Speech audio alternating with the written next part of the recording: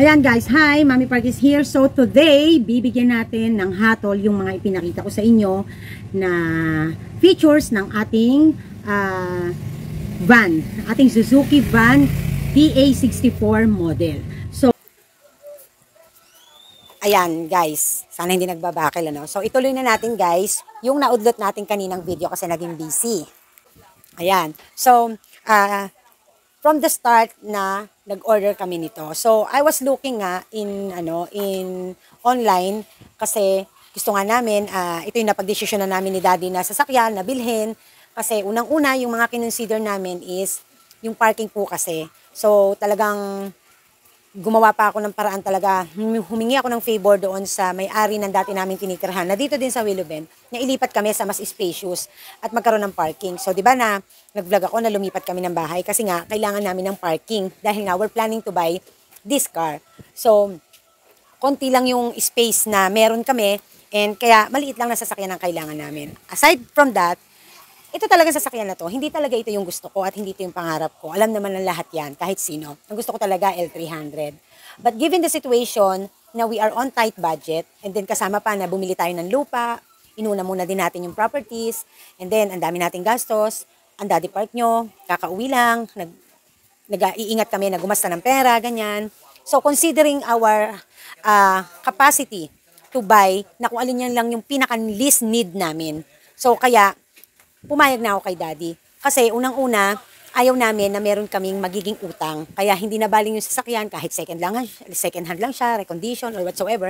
As long as magagamit siya sa negosyo, we are totally okay. We are totally fine with that.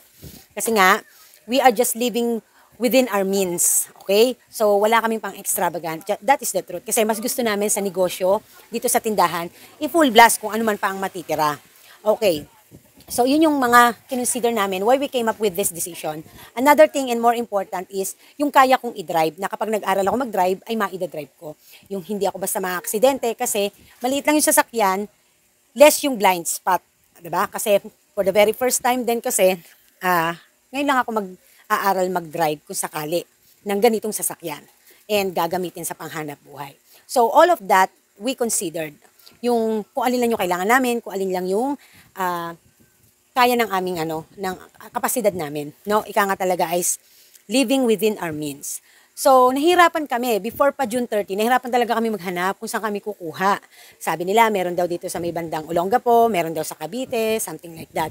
But we're thinking kasi na 40 ito ng mga taga Davao and Cebu, especially Cebu, we're thinking na much better na doon kumuha. Hindi baling magkakaroon ng shipping fee, no? So, nag-research kami kung ano yung kung may mas mura pang deal, no, aside from dun sa isang sikat na vlogger na si Sarplus TV, kasi talagang quality talaga yung mga inaano niya, mga ibinibenta niya na mga reconditioned van, Suzuki van. Kaya lang, yung pinakasimple kasi sa kanya ay ang mahal for us, no? For us, hindi namin siya afford. So, kung mas makakatipid kami na hindi naman mako-compromise yung safety, yung itsura, yung physical features, yung safety, at saka yung hindi masyadong hassle na magiging kausap, doon kami. At kasi nga si Sarplus TV, busy kasi sila. So, parang you cannot just be demanding, no? Kasi napakarami nilang customers. So, we decided na magpili na lang na iba na we still get what we need, no? Yung kung anong kailangan namin sa isang sasakyan na na Suzuki van din. So, I end up seeing this ads in FB, yung SB Auto Works, no? Sa Mandaue, Cebu. So, kaya naman, nag-inquire ako kasi meron din namang contact number. So, June 30, nag-inquire ako kung ano yung gusto naming unit, kung papaano kapag kino-customize siya, kung ano yung masusunod ba sa amin, ganyan. So, from the color of leather, from the paint of the car, yung mga pa-free pa niya na accessories like yung mga seater box sa likod, no? And then yung roof rack, no? Okay. And kung ano yung kulay na gusto naming dashboard, ganyan.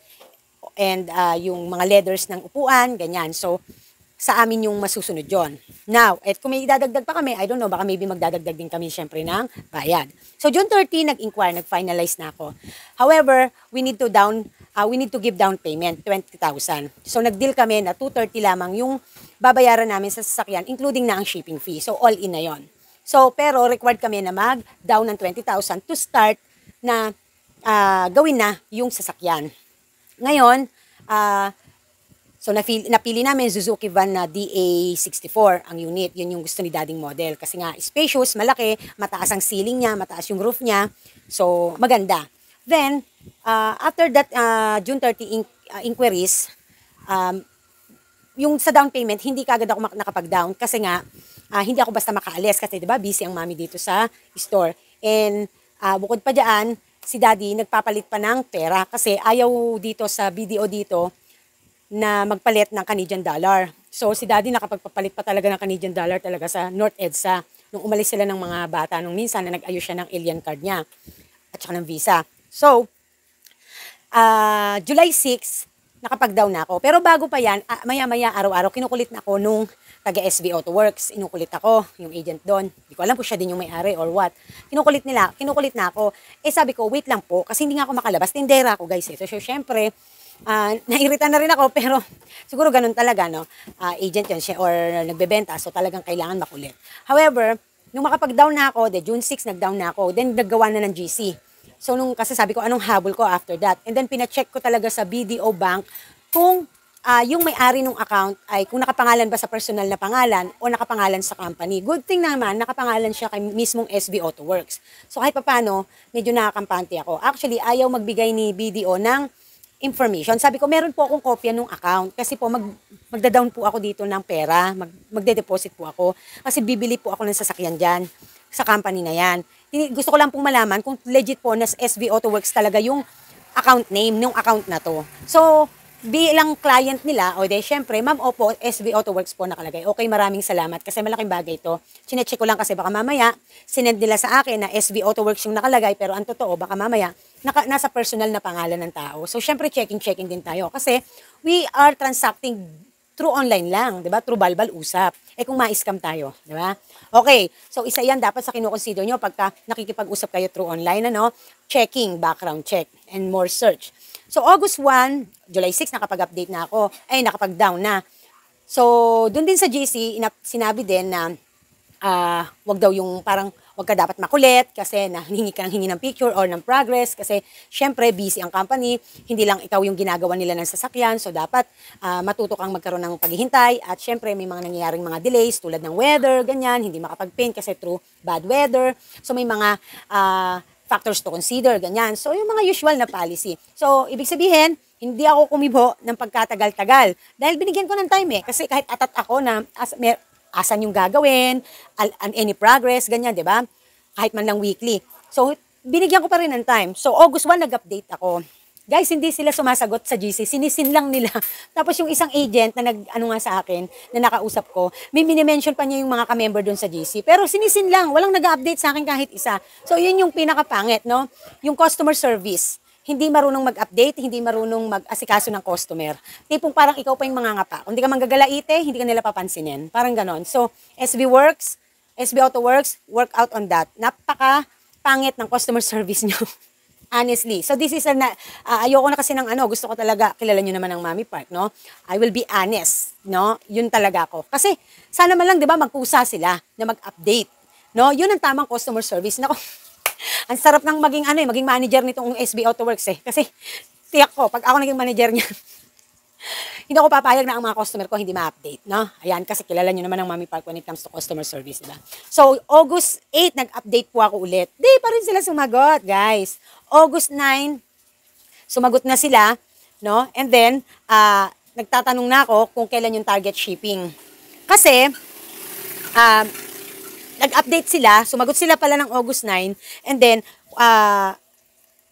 nakita ko nga yung yung itsura nung gagawin.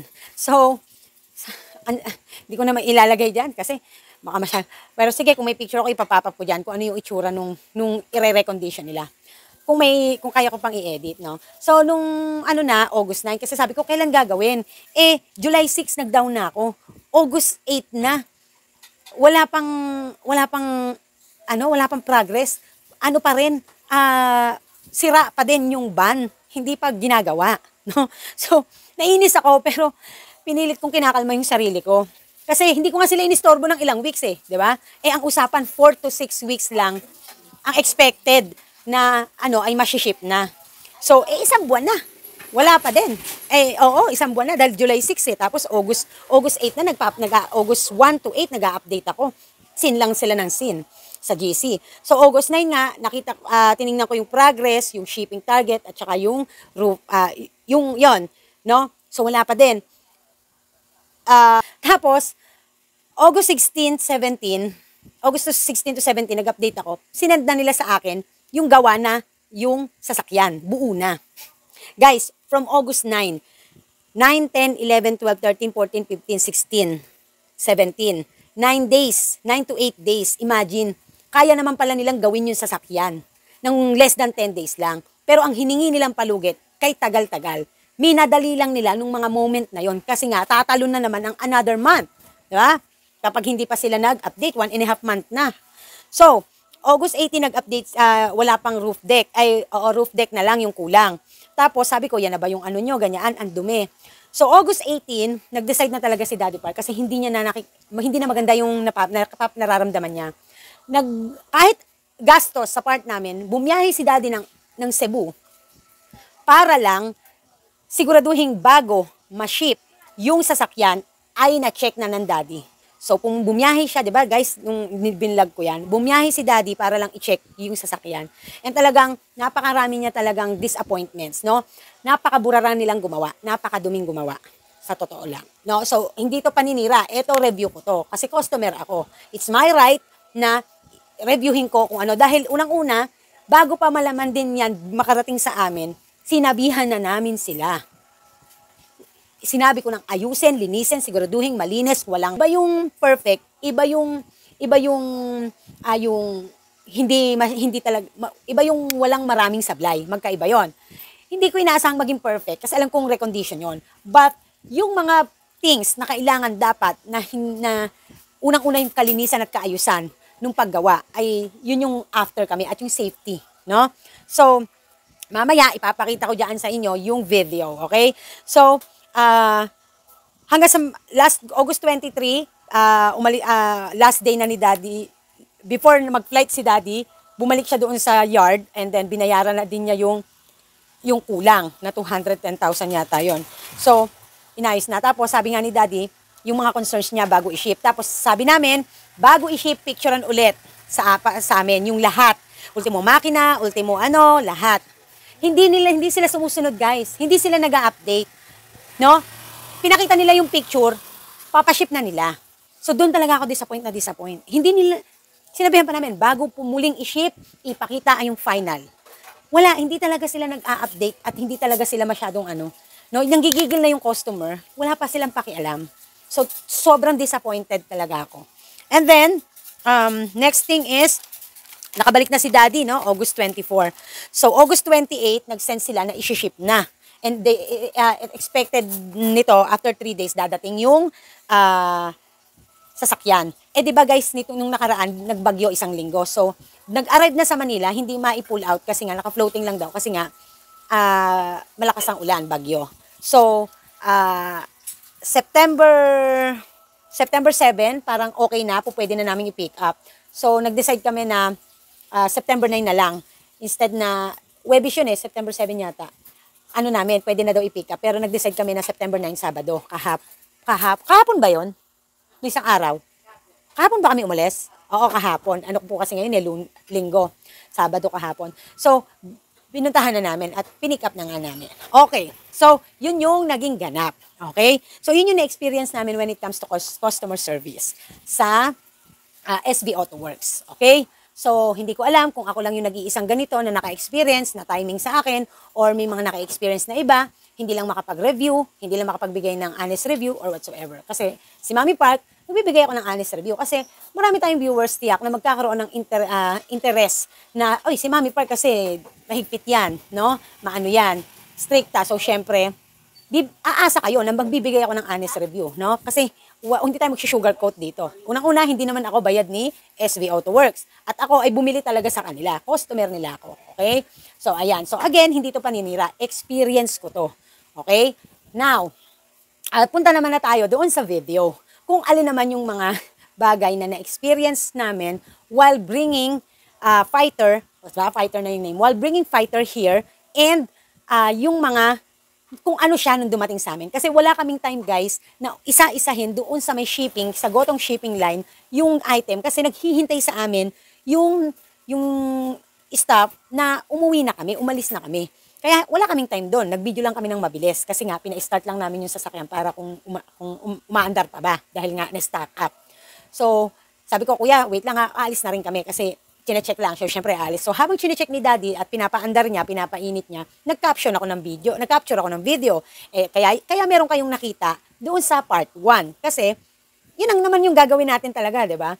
Bilang mga vlogger, yun yung ginagawa natin. Yung hanggat may makukuha tayong capture, kukunin natin. Okay, so, punta na tayo doon sa mga features ng sasakyan namin. Okay? So, ayan po yung exterior feature ng ating van. So, meron siyang headlight, bago po ang mga mugs and tires. So, pinalinis po namin yung exterior, no? May roof deck po, roof rack, sorry. So, pinalinis po yung exterior niya kasi para nga makita namin yung talagang kulay niya. In fairness naman, nung una akala ko hindi talaga dark gray. So, nakita naman yung kanyang talagang kulay. So, titingnan din po natin yan sa loob. So, dalawa pong door na nasa gilid ay nabubuksan. No? So, ito po yung door naman sa bandang una. At ayan po yung itsura niya. Okay? So, yan pong mga puti-puti na yan, na mga hindi yan masyadong fit talaga dyan, sa totoo lang. Pero, okay na. So, may compartment po tayo. Nandoon yung ating photocopy ng sa LTO, yung ORCR natin. So, nilagyan ni daddy ng camera, pero front lang. So, makikita niyo po may stereo. Yung stereo po na yan, hindi umaandar. So, siguro nilagay lang dyan to fill in. Kasi nga, syempre, baka butas. So, sa aircon naman, okay naman siya. So far, malamig. Ewan ko lang sa magdaraang araw. So, sa may seat naman niya, merong seat belt, and then, merong coffee, parang coffee stand, ganyan, at may pwede pa kayong ilagay. Ayan. So, ito po ay automatic, no? Ayan. DA64 van automatic. So, dito naman tayo sa kabilang side sa may driver seats. So, isa sa mga hindi siya naging maganda is madaling matanggal yung pin, no? Nung parang magnet ba yan? Yung parang sa refrigerator. Madali siyang matanggal. So, isa pa yan sa magiging gastos na paggagawa mo. No? So, yung sa leather naman ng mga upuan, I thought dark gray din yung ilalagay. Kasi hindi nga sila nag-update no? So, I'm expecting na dark gray. So, yung leather niya, hindi masyadong leather na leather talaga yung datingan, no? Alam mo talaga yung pagka yung original na sasakyan talaga na may original leather, no? Ayan. So, yan po yung makina. Nasa ilalim po ng upuan sa harapan. So, nung una pong sinend sa amin yung itsura niyan, ang dumi. Si daddy nag-send sa akin. Kaya nga binisita niya yan Kasi nga talagang nashock nga siya. So, gusto nga niyang makita. Buti na lang bago pa. Mas worse kung hindi niya binisita tapos hinayaan namin i-ship na lang. So, ayan po yung kanyang ilalim. No? So, nakita nyo, merong coffee stand. Tsaka may pwedeng ilagay pa sa gilid. So, tingnan nyo guys yung ilalim. Hindi man lang pinag-aksayahang ayusin. At yung mga screws, sana man lang pinalitan or kaya naman nilinis muna nang hindi masyadong rusty. So, ang hindi ko nagustuhan dito talaga ay yung pinatong lahat yung mga leather nang hindi nililinis. No? Inayos lang nang hindi nililinis talaga at all. Napakadumi niya talaga guys. Madumi na from Cebu, madumi pa rin hanggang makapunta ng Manila. Parang nag-focus lang sa exterior. Nakita nyo guys yung na yan. Hinahanap namin kung nasaan yung seat belt. Nakalagay lang na gano'n. Walang seat belt sa likod guys. Ayan, natutupi siya. No, so magpapagawa pa kami ng seat belt. So, yung moment na yan, nagtatalo na kami niya ng daddy. Kasi, nagagalit nga ako. Kasi sabi ko, bakit hindi nilinis? Pinatungan lang ng leather na ganyan. So, yung leather na yan, napakanipis lang yan, guys. Ayan. Parang, alam mo yun, wala talagang linis yan sa ilalim. Napakadumi. Tapos, ito yung kasama sa mga free niya. Yung free roof rack at saka yung seat box. Ayan, tinanggal natin kasi para makita natin kung gaano siya ka-spacious, guys. No? So,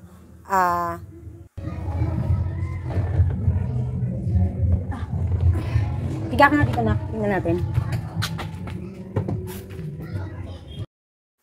So, kung pansin nyo, hindi ako nag-over voice ako kasi voice over kasi nga may music linggo ngayon, maraming nag-ookasyon. So pinahiga ko yung anak ko kahit marumi, medyo marumi yung ilalim niyan kasi nga para ma-test or makita nyo kung gaano ka-spacious yung loob. Kaya ito yung gusto naming model, no, ng unit.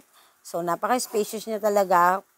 Talagang masasabi ko na pagdating siguro sa mga pamimili ay talagang malalagyan kasi natutupi nga yung guys, likod na upo. Nililinis ko pa siya, So guys. ayan na. Kasi hindi naman to napadipli ni Daddy. Pero honestly, guys, this is so... Oh, really? What the fuck? I don't touch that. What is that? That's the battery. Oh. Didn't tighten. It's not tightened. It's not strapped in. See, I told you, you check all that stuffs.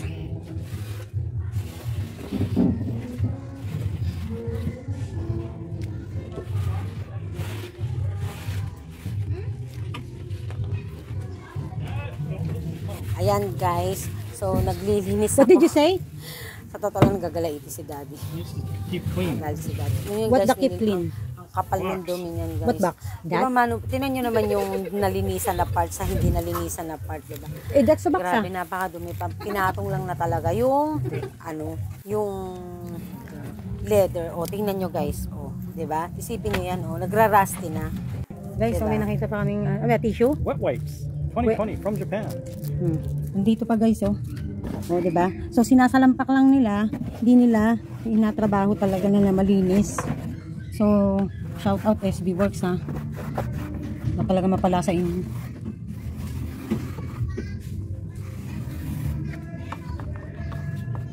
There's more to do. I want to get some proper cleaners to clean all that out.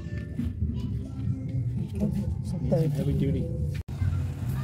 So, ayan, ipapark na ni Daddy kasi nairita na si Daddy, napapagod na nga ako, naglilinis pa ako ng sasakyan sa loob. Kasi nga, gamoy nga naman Wap! ako talagang kinukot-kot ko, hindi ko tinatantanan. So, kailangan niya magalit para huminto ako. Kaya pinark na rin niya. So, isipin niyo guys, kung mas malaki pa dyan yung kukunin namin, paano kakasya sa parking? Iyan nga lang, halos nasakop ang buong parking namin. Yung motor naman namin, sinisingit na lang niya. Kasi kailangan namin mag-iwan ng some space sa kabilang side kasi nga doon naglalakad, doon yung mga washing machines.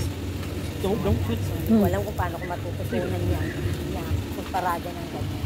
Si Daddy ang galing na gagawa niya. Kasi talagang professional driver ang lolo. So, in fairness naman, lumabas yung tunay na ulo malinis yung exterior part niya. So, nagustuhan ko yung kulay. Siguro, yun yung isa sa pinaka-best. Nagustuhan ko yung space. So, ayan guys, nakita nyo na. Meron pa ako. Nakita nyo na yung ano. Ang next naman na review natin ay yung sa makina niya. No? At kung paano siya sa mga magdaraang araw. And then, pa-follow up natin yung original na ORCR nung sasakyan. Kasi, nahandoon pa sa Mandaue, nandun pa sa Cebu. Ang binigay lang sa atin ay photocopy para naibabiyahin natin yung sasakyan. So, yan guys, ay binigyan natin ng honest review at bibigyan pa natin ng honest review kasi hindi pa namin siya talaga totally nagagamit ng haragan talaga. Yung tipong may mga, merong mga nakalagay. Kasi, possible nga na kaya may maaldag doon sa bandang bumper kasi yung tinatawag na shock, ano ba yun? Nakalimutan ko yung words. Shock retention o shock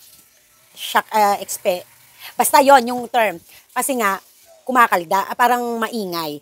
No? Kasi sabi sa akin ni Jobit, there is a possibility kasi na ang sasakyan minsan, lalo pagka ganyan second hand na or recondition, maaldag, lalo't magaan, ay dahil walang laman. So, it also one of the factor. Pero, syempre, hindi ako ganun kakampante pagdating doon sa dahil iba. Pero pag binubuksan mo siya, umaandar na siya, hindi maingay yung makina. It's just that yung kapag may times talagang ang ingay nung sa may bumper. So sabi nga yun daw yung sa may gulong, sa may shock suspension na yon. Shock suspension daw yung tawag doon. So, there is a possibility din na ipa-total check-up namin siya para kung ano pa yung mai-improve sa kanya. So, that is our Suzuki Van DA64, 230,000 pesos ang aming pagkakabili from SB Auto Works. Okay. So, yun lang and see you on our part 3 para sa iba pa nating mga ganap dyan. At syempre, ilalagyan ko po yan ng bukod na playlist para po mapanood ng mga nagnanais na bumili. So, when it comes to recommendation, obviously, alam nyo naman ang Mami Park. So, hindi ako magsasalita, pero kayo, kung mas may mahahanap kayo at mas may kakilala kayo sa bibilhan nyo, para may hahabulin kayo at meron kayong rarat-ratan kapag may reklamo kayo, then go ahead. So, if you want naman na kay SB Works pa rin, kay SB Works bumili, nasa sa inyo din yon, no? Sa akin lang is, syempre, ito ang ating honest review. Okay? So, this is Mami Park and this is Team Park fighting, no? So, sana yung ating sasakyan tumagal at least 5 years kasi yung plano namin, kung mag-upgrade kami ng sasakyan, baka after 5 years pa. After 5 years pa, kasi uunahin naman ng susunod ay sana makapagpatayo kami ng bahay para hindi na kami uupa pa kasi may property na. And bumili kami ng sasakyan ay within our means lang. So sa inyo, bumili kayo dahil yun yung kapasidad nyo, yun lang yung means nyo. Pero kung meron kayong pambili ng mas talagang magandang sasakyan, yun talagang i-go nyo na. Kasi syempre, kung may pera rin lang naman budget, kahit naman kami, kung may budget kami, bakit kami bibili ng ganito, di ba? So, yun lang, just a piece of advice, okay? So, this is Mami Park and this is Team Park Fighting. Bye!